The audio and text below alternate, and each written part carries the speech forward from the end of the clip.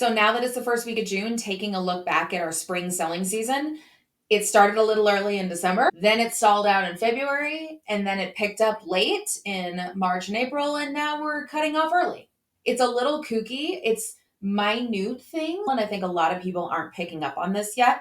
When I saw the data a few days ago, I was like, not what I expected. And sure enough, I'm already seeing it for my clients that are out in the market right now. We're feeling it already, and now the data is supporting it. My caveat is that this is for the 7-county metro, so that way I'm not pulling in Boulder and Weld and all these other things that are not representative of the Denver metro necessarily. Median close price for all of the homes that closed in May of 2024 was $595, and that's all residential units. So that's condos, townhomes, duplexes, single family homes, all that stuff. Our average price dropped a little bit down to $708 from almost $720. And that $720 was, as I mentioned in last month's video, you could sell it as record high prices for Denver metro, right? But the market didn't really feel that way, and the rates are high. And that's why understanding the numbers you're looking at is really important. But you can see they adjusted it. So on the first day of last month, it was a record high price. But then after some people put their data in after the first week, it dropped down like $1,000. And that's what I talked about last month was, okay, we had our correction and then our prices were coming back. I talked about the affordability piece. I want you all to stay till the end because somebody did some really cool data analysis on renting versus buying. And it's the stuff that I've been trying to explain to people, but it's very visual and it's a really cool thing. We'll cover that after I go through the basic of the market update, or you can just skip to that part of the video. It's fine. Anyway, so you can see we topped out a little early. So normally our May closings and June closings top out for the year. So what I'm seeing is that this year is very similar to 2019 pre-COVID. And because that's when our rates were creeping up into like fives and things like that. And then also 2013, 2014, not on an average price point perspective, but on an inventory and kind of how quick the market is moving. Now I realize a lot of people that are looking to buy houses right now are not looking to buy in 2013 or 2014 because they probably were in their late teens to mid 20s and not in a position to buy a house. It's hard to relate to what the market was like. Normally, I would expect our May shopping to be pretty aggressive, which would show our June closings and stuff to be up, and our April shopping to be pretty aggressive, which would push our May prices up, but it stalled out. This is just anecdotal evidence with my clients and what we're seeing in the market. But because those rates didn't soften, because the rates were still carrying in the high sixes to mid sevens, and just the affordability piece is brutal, especially for a couple different segments of the market that I'll talk about. So I know that's really granular. I'll come back in. It's just so hard on a 5-year view because it's not really a consistent pattern for me to compare to. I really like going back to that kind of 2013 to 2019 and comparing to those years because those are more consistent seasonal cycles. I do want to show you days in MLS. It's still pretty short, guys. Like median days in MLS is still 9.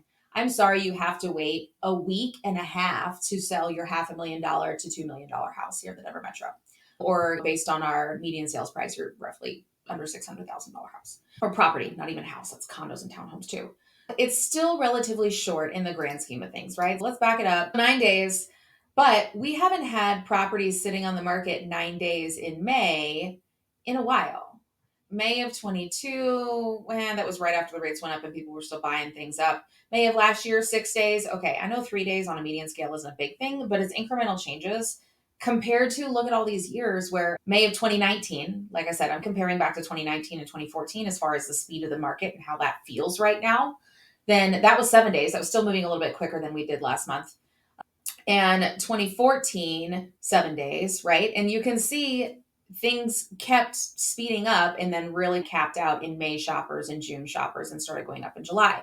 So 2013, 2014 was a decade ago, guys. A lot of people don't remember what the real estate market was like a decade ago, okay? I got into the business in 2015. This is even a little bit different market feel than what I have reference for. And so that's why I like having this data saying it's a really unusual market. We haven't had this in a long time. And that TikTok data will show you the rent versus buy, and that shows you a lot of the demand situation. It explains a lot of it.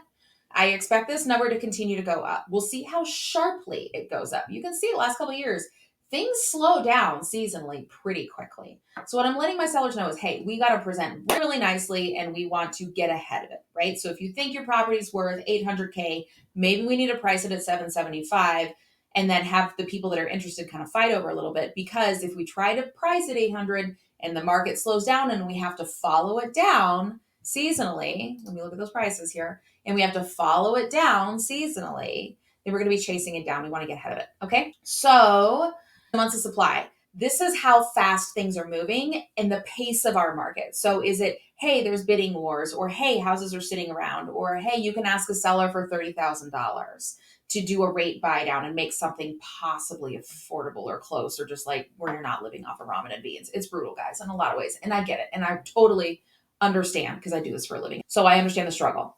Look at this a little bit. So our months of supply up to 2.5. In May, in a spring market, okay, we haven't been there in a May market. So 2019, I think, was pretty close, right? March, April, May, 2.2. So things were still selling a little bit quicker. So what the months of supply, let me break that down. What that really means is if no more buyers and no more sellers enter the market tomorrow, how long would it take for the amount of buyers that are out there to purchase up the available inventory? Right now, it's saying it would take 2.5 months for all of the buyers to buy up all of the houses for sale if nothing else changed. It's a really good indication of how fast things are moving, as I mentioned, the speed of our market. Being at 2.5 months of supply in May, we haven't been there in a while. 2019, 2.2 months, pretty close. Not quite as many houses on the shelf to go pick from. We haven't had that much inventory on in a May market, not even in 2014, since 2013. Okay? Not a lot of people were buying houses in 2010, 11, 12, and 13. It was starting to pick up in 2013 just because those rates were so low and we're coming out of that global financial crisis. This is a new territory and it's going to continue to creep up, I think, unless there is some major rate changes, which right now are not expected to be happening anytime soon. I think those got pushed and we'll see because inflation is still nuts and affordability is still an issue. I think there's some changes coming. I think Q3 and Q4 is going to be very slow. I think houses are going to sit around. Buyers are going to have some major leverage. I'm telling my buyers right now, if you're looking to buy and you're not in a position to, like, affordability is an issue or you need some buy downs or something like that, since our median days on market is still pretty quick, a couple weeks or less, let's shoot for Q3, Q4. It's an election year. People don't do jack in an election year. So the people that need to sell will need to sell and buyers will have some leverage. I really see that coming. And especially it's coming faster than I thought it was. At least if this holds true. Now, if there's any substantial rate drop, I think that could bring a lot of buyers into the market potentially. But I don't think it's going to be big enough to make that huge swing. I'm prepping my buyers to buy in the later half of the year. I'm prepping my sellers. We got to get ahead of it. It's that time of year. We got to present really nicely. We need to make sure we're not going to be stuck chasing the market down. Okay. Let's go check out that TikTok. This is from the Beauty of Data account over on TikTok. I really like how they visually display a lot of this, but just watch this, guys. And the background music is certainly helpful for aesthetic, but you can see going back 2000, 2001, 2002, obviously it costs more to buy than to rent because of the rates and stuff at the time, right? So then you can see the mid 2000s housing boom is on there. They've got their mile markers, which is really helpful. And rent is going to steadily go up, right? Rent is only going to go down when there's more houses than there is renters. So you can see we take the plummet after the global financial crisis when the rates go down in the toilet because they're trying to encourage people to go buy houses and do stuff, right? So then 2010, okay, the rates level off, they come up a little bit, they hang out down. It still costs more to rent than to buy. So many people think it should be so cheap to buy, right? But look at this. So you think, oh, they're almost going to meet. It's going to be about the same. Okay. Then we've got COVID. And then bam, just absolutely nuts. So then you can see with those interest rates going up, property taxes going up, insurance going up, all that stuff I was talking about last month and the affordability. And I just compared to 22. I didn't go back to 2020 because that would hurt too much. It would hurt too much. But look at how hard it is for people. And so I've even had clients that bought in the last few years that are like, it's really hard because now with taxes and insurance going up, even though our rate hasn't gotten any worse because they already bought their house, they're like, we're really seriously, if we could sell, we would sell the house and go buy and go rent something because it's cheaper. So it's so much cheaper right now. Now, obviously, you can see rent is starting to go up. Rent will continue to go up to follow because all of those landlords that are paying taxes and insurance and all those increasing costs are going to have to pass that along to their renters as long as that renter demand can support the supply at those increasing prices. But look how long it was cheaper on a monthly basis to buy a house than it was to rent. And that has changed so much in such a short period of time. And that's why it is so hard for so many buyers right now. And rate buy downs are a big part of that because it helps reduce some of that impact on the monthly cost basis. A long update today. Thank y'all. Check out the Beauty of Data over on TikTok. I love their stuff. Anyway, it's just so visual and it really portrays how a lot of people are feeling right now as far as the costs of housing and a lot of other data that they do. They do all kinds of data. But that kind of tells me we had a short spring selling season. I think we're in for our fall adjustment here. We'll see, unless there's some major rate changes.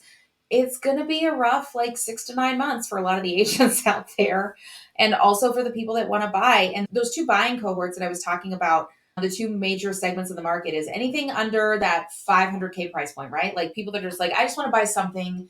I know it's going to suck. I'll live off ramen. I don't care. I need to buy something because I'm tired of renting forever and my rent going up and up. That stuff is still moving pretty quick as long as the affordability is somehow addressed, right? Either rate buy downs or concessions or something.